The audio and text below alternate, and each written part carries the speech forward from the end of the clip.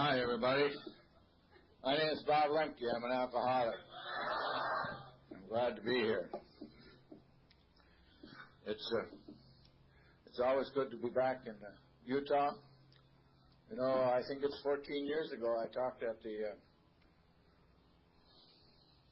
what's the name of that place? The Four Seasons. And to be invited back is a wonderful feeling. Must have said something right to somebody. But I'm eternally grateful to be a member of Alcoholics Anonymous. I guess I'm here as an example, good or bad, that Alcoholics Anonymous works. Because I'll tell you right now, if this thing didn't work, I wouldn't be here. I mean, there's a lot of places a drunk like me could be on a Saturday night, 500 miles from home. If you got any imagination at all, think about that for a minute. Because I'm one of those, you know. I'm a bar drinking drunk. And I love everything about them joints, you know. I love everything about them. I like the smell in them joints, you know. I like them stools you can spin around on.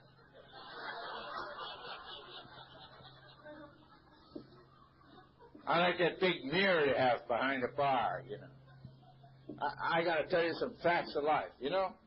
My friend Larry and I could open up a bar down the street here. Without a mirror, we go broke in a week.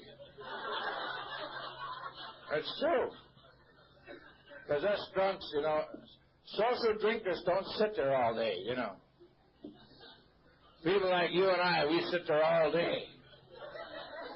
And we got to have something to entertain ourselves.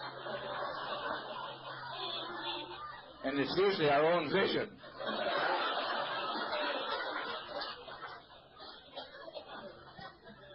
And we sit there all day and stare in that mirror.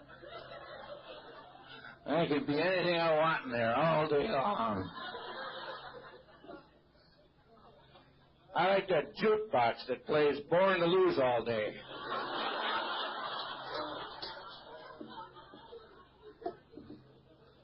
And when I got to Alcoholics Anonymous, we used to have a guy around here by the name of Norm Alpe, who, in my opinion, was the greatest speaker Alcoholics Anonymous ever had, ever will have. And he was a bar-drinking drunk. And he talked about those joints. And I identified right now with that turkey. And he talked about, I even got to like the men's can in them joints, you know. And he always talked about being a bathroom slider in a men's can. And I thought, what the heck is that? And he went on to explain that in them paid toilets, drunks like you and me, we got to save our money, right? And so he slide under the door. And he went on to explain that whenever he got done doing what he was doing in there, he'd slide back out. Never realizing that once you're in there, you can turn the handle and walk out.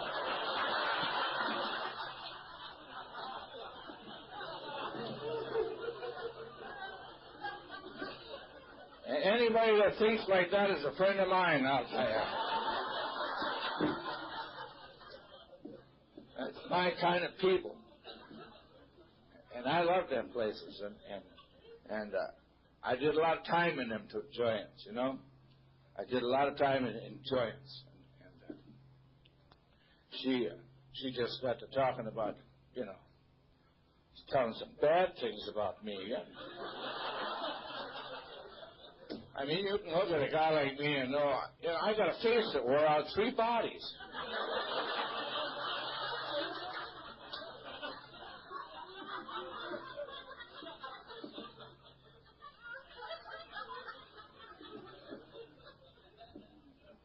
And in that little town that her and I were born and raised in, I guess the day I was born, I had one strike against me. My old man was assistant chief of police in that town, you know. And he was 6'4", weighed 240 pounds, wore a uniform, carried a gun, scared living bejesus out of you. And up until the day I was 15 years old, I did everything that turkey told me to do. You know, out of fear, sheer fear. I mean, if he told me to run to the store, I run to the store. I didn't walk to the store. If he told me to rake leaves, I raked leaves. If he told me to shovel snow, I shoveled snow. And then you know what happens. Happened to every human being about the age of 15. Magic happens overnight. Something goes on up here and it goes kaboom. And you're transformed overnight from some kind of an idiot to a genius overnight.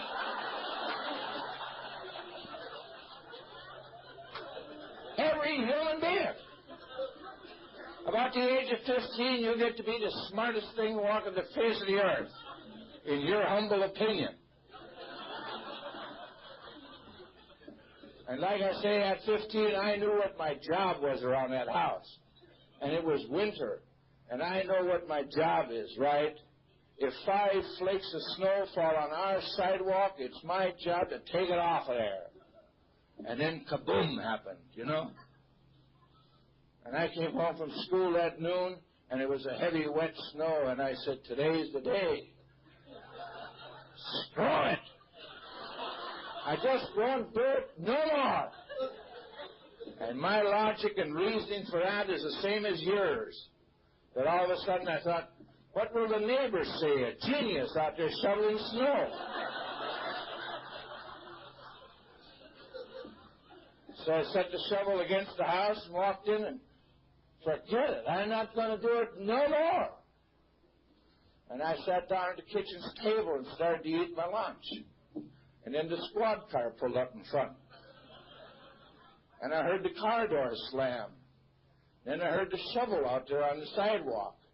And I said to myself, it's about time we got something around here. I mean, I felt like I was doing it all, right? You ever had that feeling like you got to do it all? And he came in the house that day and took off that uniform cap and that sand brown belt, that 45, and laid it on the dining room table like he did every day. Came into the kitchen, sat down across the table from me and threw me a curve. He didn't say a word. And if you have alcoholic tendencies, that'll kill you. Because I had been saving it up right for 15 years. And all he had to do was say something, and I'm going to lay it on him. And he didn't say a word. And then I finished my lunch, and I had to go back to school. And I had to go past him. And you understand this, if you're alcoholic, as sure as God made little apples. This thing, this undying urge to say something, came all the way from the toes. And I got even with him, and I just reached down inside and got one of them pearls of wisdom that we had, you know. I looked him right in the eye and said the smartest thing I could think of. I said, is the snow heavy today?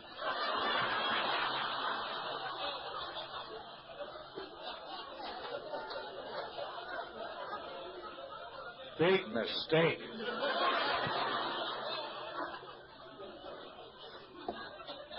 He didn't say a word again. He just kind of turned in the chair and came all the way from right field with the flat of the hand and got a direct hit right here. And I took off in the air up against the dining room windows. And when I came to, I developed another bad attitude. I said to myself and only to myself,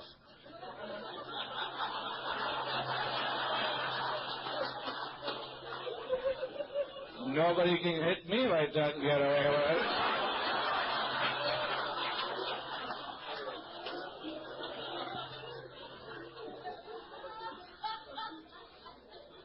And I'll get even with him, by God, if it kills me. And in the quiet of my room at night, I used to plan his demise, you know? I'll get even with him, I'll show him, I'll fix his clock. And you know what? Until the day I walked into Alcoholics Anonymous, I was out there always trying to show people, get even with people, and fix their clocks.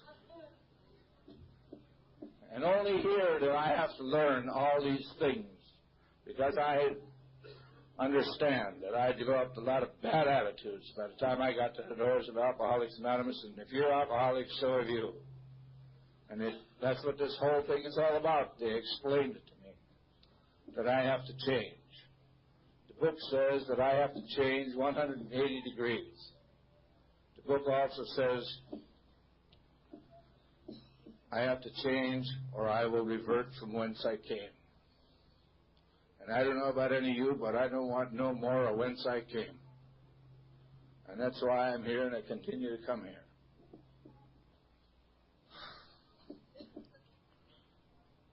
I forgot to tell you that my home group is the world-famous Easy Does It group in Glendale, California, which in my opinion is the greatest group in AA. And if your home group isn't, you better find another home group. I think it's very important that you and I, who are alcoholic, have a home group. I think it's the basis of recovery in this thing. One of the bases of recovery besides sponsorship is to have a home group. Because in a home group, something happens that doesn't happen in those meetings. Yeah. I heard a guy that was the first delegate to General Service talk about it, and I thought he was nuts, the first time I heard him. He explained the difference between an AA group and an AA meeting. And he said that we have too many AA meetings and not enough AA groups. And I thought he was nuts. And I know today he was right. Because the difference between an AA meeting and an AA group is like night and day. In an AA meeting, that's all it is. It's a meeting. And you see one of those turkeys the next day and you walk across the street to avoid you. And in an AA group, it's a loving, caring thing. And everybody in that group is concerned about everybody else in that group. And that we all make it. If you're alcoholic, we're all concerned about each other. And that's what a group is all about. And I thank God to this day that I belong to an AA group, and I don't attend an AA meeting. I belong to an AA group, and I hope all yours are groups, because that's where it's at. And they know me like the back of my hand in my group. Thank God. And I can't lay any crap on them. So I'm just eternally grateful that people explain these things to me. I believe those of us who have been here a long time have a responsibility today, especially today in Alcoholics Anonymous. And our responsibility is to teach the newcomer. Because if we don't teach them, who's going to? If we don't teach them, who's going to? Because they'll be all hardheads like you and me, and we don't have to do that. And we can do it our way. And I see too many of them doing it their way. And they get drunk, and they die. They die of chronic alcoholism. And it's so unnecessary. So unnecessary. And when you get asked to stand about one of those graves and try to do a eulogy for somebody that didn't have to die, and try to explain to some little kid why his dad had to go and you had to stay, it is not easy. And invariably, they don't belong to an AA group. They go to meetings.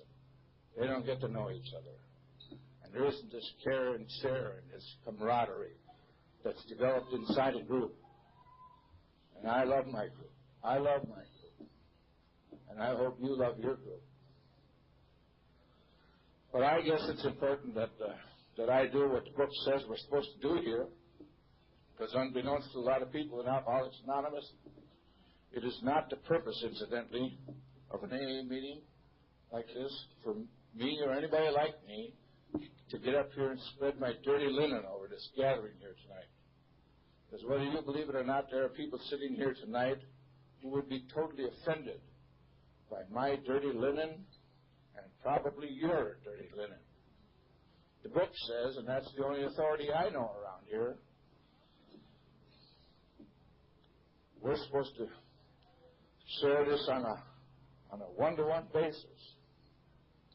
It says we're supposed to take this inventory and share it with another human being. Singular. Singular. We don't spread that crap around these meetings. I don't know about you, but the crap I did.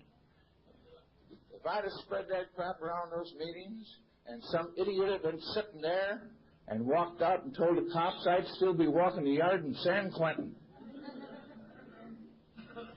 It says we share it with another human being, singular, singular. And so tonight in this world there is one other human being who knows every rotten thing there is to know about me, and some that nobody knows, you know. She's the only one person in this whole world, and he's my sponsor. And newcomers, if you don't got one, get one, especially if you're alcoholic. If you don't got one, get one. It might mean your life. I don't know what you do to save your life, but I've done some god-awful things when I thought my life was in jeopardy. And he was a godsend.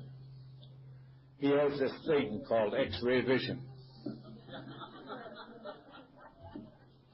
And he can see right through that phony baloney crap that most of the people I know came into Alcoholics Anonymous with.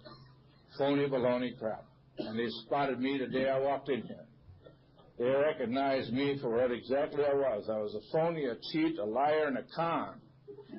If you don't know what a con is, you're looking at one. I mean, I got really good at it. I saw a couple in here when I walked in here, a few. You know why? It takes a con to recognize a con. And he took me aside and started to explain some facts of life to me. You know what facts of life are? I didn't know until I got here. He explained some facts of life to me. Facts of life are like rules of life. You know, they were good 2,000 years ago, and they're still good today. The same rule. And because I'm a con artist, they took me aside and explained one basic rule to con artists.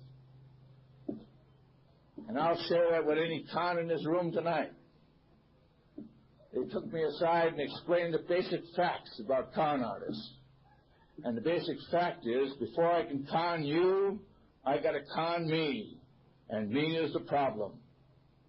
Same rule applies to every con artist that ever walked into this outfit. Before I can con you, I got to con me. And me is the problem. And thank God they explained that to me, or I'd still be out there conning, cheating, and beating people.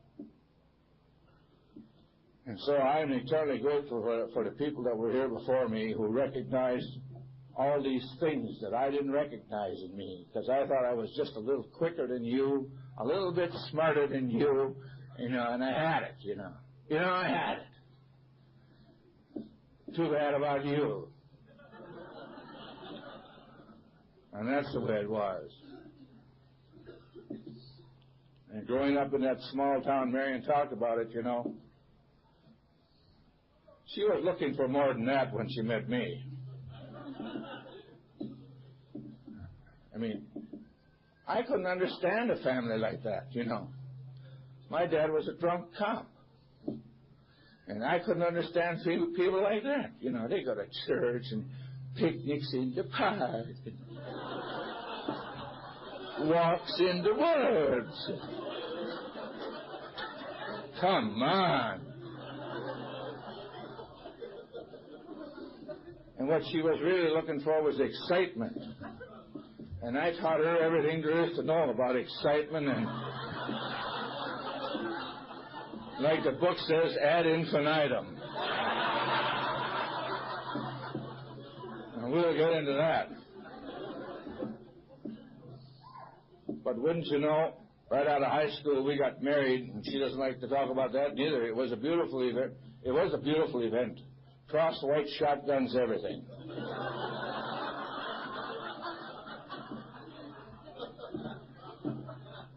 And that was 43 and a half years ago, and she's still there.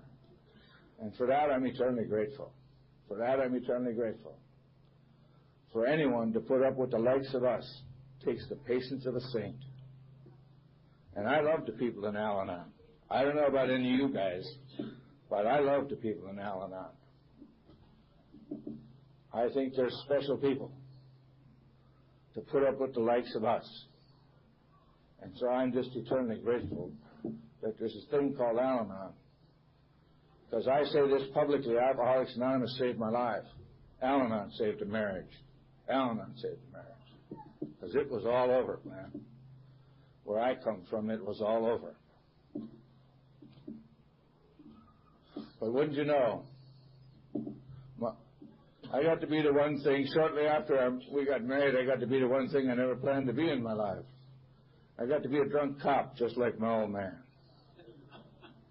And time doesn't permit me to tell you what can happen to a drunk cop, except stir up some old resentments that you probably don't need anymore, especially when it comes to cops. But my career in law enforcement came to an abrupt halt one night, you know. Nothing I planned, you know. I thought it was the greatest day in my life when they pinned a badge on me. And then I could get even and show all those people and then fix their clocks. And I proceeded to do it, too. But one night a bunch of cops and our wives were at a party. And I don't think there's anything different, incidentally, between a cops party and a civilian party. Except that the cops party, it's usually free booze. If there's any cops here tonight, you know what I'm talking about. And I don't know about you, but I just love free booze parties.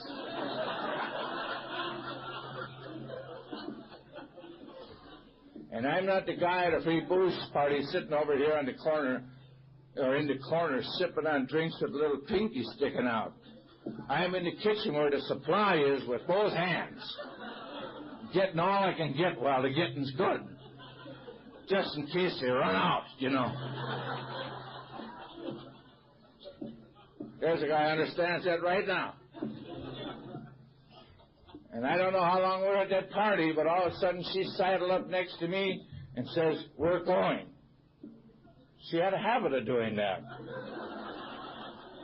And I said, "What are you talking about now, woman? We just got here." At least it seemed like that to me. And she looked at me with them cold Al-Anon eyes. Don't forget, she was pre-Al-Anon then. And she still had the look, you know. You know how they look at you? I knew deep down inside this woman knew me. She knew what was going on with me, and she says, "We're leaving." And she had the keys, and we left. And all the way home, she's starting the rhetoric again. You know, she'd been doing that for years, bugging me about my drinking, you know. And I'm going to defend my right to drink, by God, if it kills me. Because I was taught from the time I was that big, real men don't give in to nothing.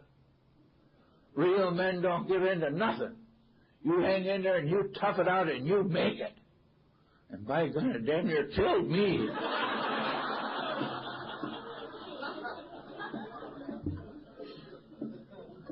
And all the way home she starts badgering me about that drinking again, you know. It was like a broken record. But this time, I don't know. I can't explain it. Something was different about the sound of her voice or something. And she started to say weird, off-the-wall kind of crap to me.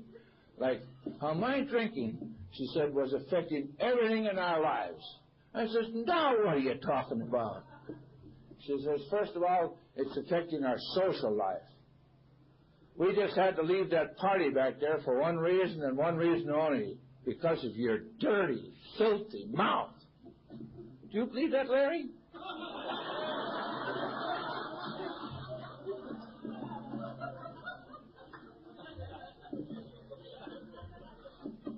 And when that shock wore off,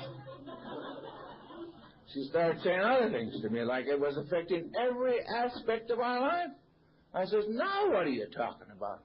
And she says, "It's affecting our home life, our family life, our kids' lives, our financial life, our sex life, Everything about us is being affected by my drinking. And now I'm certain she flipped her lid, you know. And we got in the house and she wouldn't shut up. And so I reached for the only thing I know that would shut her up, a 38. And I said, woman, I've heard all I'm ever going to hear from you about my drinking. I'm going to blow your damn brains out. And she took off like a deer. Out the front door of that house, 6 blocks down the street to the only place she knew she could get help, right? The sheriff's office that I work at. And I'd have got her if she just slowed down.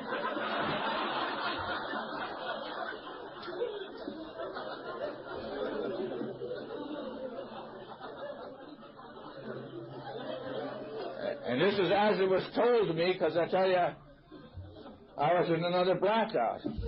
Yes. Newcomers, social drink, I want to explain something, another fact of life. Social drinkers don't have constant blackouts. Yeah. Social drinkers don't have constant blackouts. Only alcoholics have constant blackouts. And if you've never had one, I don't know what the hell you're doing here tonight. And I don't know how many I've had, but I mean, I can remember it like it was yesterday. I came out of that blackout, and I'm standing in the middle of the sheriff's office with 38 in the hand, wondering how the hell I got there. And then my great intellect and better judgment took over again. I don't know what got you here, but I'm certain today that my great intellect and better judgment got me here.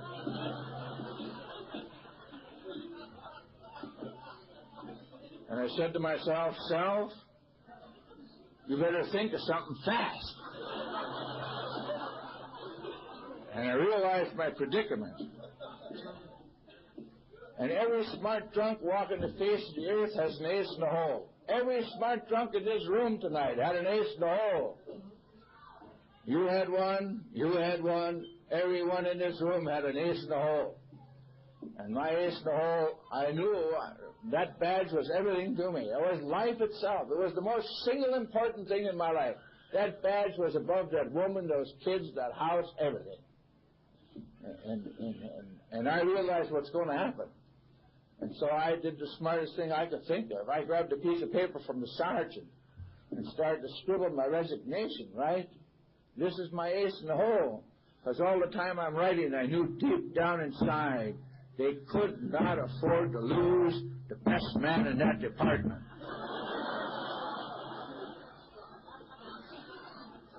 And you know what? They accepted it.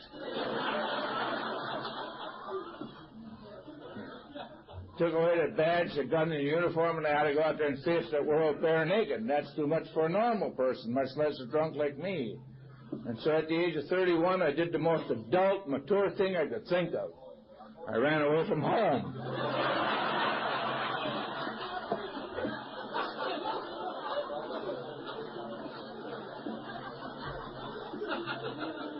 If there's any runners here tonight, I want to talk to you after the meeting. As I understand, these rooms are full of runners. Running to something or running from something. Full of runners.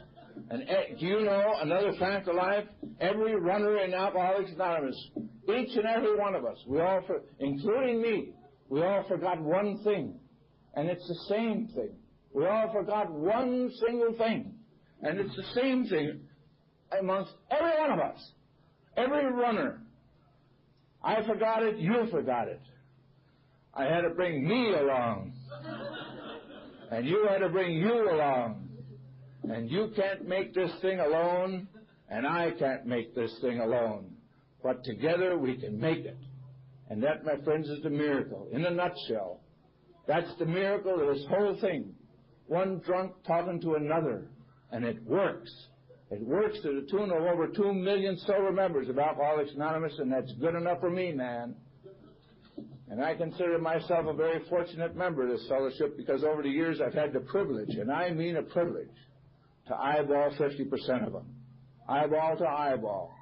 And I don't believe that's a given thing. You earn the right to do that. You earn the right to do that. And you make the calls, and you do the things, and you get up at 3 in the morning and go and call on sick ones, and